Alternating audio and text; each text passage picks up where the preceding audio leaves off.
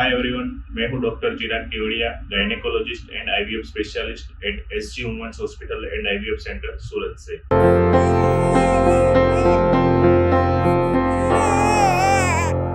जब भी किसी कपल को मिसकैरेज या तो फिर एबॉर्शन होता है या तो फिर कभी अनवांटेड प्रेगनेंसी के कारण एमटीपी पिल्स लेते हैं या फिर अबॉर्शन करवाते हैं, उसके बाद कपल्स के माइंड में कई सारे सवाल रहते हैं। तो आज के इस वीडियो में हम कपल्स को अबॉर्शन के बाद क्या ध्यान रखना चाहिए उसके बारे में बात करेंगे। सबसे महत्वपूर्ण बात है कि अबॉर्शन के बाद आपको कितना आराम करना चाहिए। एबॉर्शन के दौरान आपको ब्लीडिंग होता है और पेन भी ज्यादा होता है, तो इसके लिए कि अगर आपको पहले 3 महीने में अबॉर्शन हुआ है तो आपको 2 से 5 दिन तक आराम करना चाहिए, और अगर चौथे और 5वें महीने में अबॉर्शन हुआ है तो आपको 7 से 10 दिन तक आराम करना चाहिए।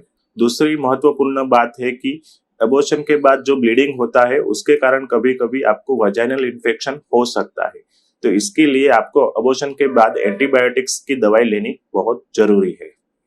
तीसरी इंपॉर्टेंट बात है, कभी अगर स्पॉन्टेनियस मिसकैरेज हुआ है या तो फिर पिल्स से आपने अबॉर्शन किया है तो उसके कारण कभी कभी गर्भाशय में जो कंसेप्शन की प्रोडक्ट्स है वो छोटी सी रह जाती है। उसके कारण आपको कभी कभी ऑन एंड ऑफ ब्लीडिंग हो सकता है, या तो फिर फीवर आ सकता है, या तो फिर पेन हो सकता है। तो इसके लिए आपको अपने गायनेकोलॉजिस्ट डॉक्टर को कंसल्ट करना बहुत जरूरी रहता है। चौथी महत्वपूर्ण बात है कि मिसकैरेज के दौरान ब्लीडिंग होता है तो इसके कारण पेशेंट के शरीर में हीमोग्लोबिन कम हो जाता है। इसके लिए आपको मिसकैरेज के बाद डाइट में ग्रीन लीफी वेजिटेबल्स, फ्रूट्स और पल्सेस जैसे डाइट ज्यादा लेना चाहिए।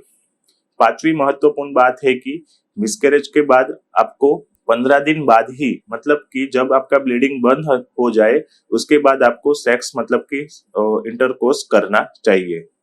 छठी महत्वपूर्ण बात है कि मिसकैरेज के बाद तुरंत ही आपको प्रेगनेंसी रुक सकती है। इसके कारण आपको कॉन्ट्रासेप्टिव पिल्स या तो कॉन्डम यूज करना जरूरी है, ताकि कम से कम 3 महीने तक प्रेगनेंसी ना रुके। और अगर आप नेक्स्ट प्रेगनेंसी प्लान कर रहे हो तो 3 महीने बाद गायनेकोलॉजिस्ट डॉक्टर को कंसल्ट करने के बाद ही आपको प्रेगनेंसी रुकनी चाहिए। और इसके लिए आप कोई गायनेकोलॉजिस्ट डॉक्टर की सलाह के मुताबिक कोई रिपोर्ट्स भी करवा सकते हो, या तो फिर कोई टेबलेट्स भी लेनी जरूरी हो सकती है। सातवीं इंपॉर्टेंट बात है, अगर पेशेंट का ब्लड ग्रुप नेगेटिव है और हस्बैंड का ब्लड ग्रुप पॉजिटिव है तो मिसकैरेज के बाद आपको एंटीडी इंजेक्शन लेना बहुत जरूरी रहता है। ये एंटीडी इंजेक्शन आपको फ्यूचर प्रेगनेंसी में बहुत हेल्पफुल रहेगा। अगर आपको मिसकैरेज के बारे में कोई और डाउट्स हो तो आप मुझे कमेंट बॉक्स में पूछ सकते हो। Thank you for watching this video, और यह वीडियो आप अपने फ्रेंड के साथ ज्यादा से ज्यादा शेयर कीजिए।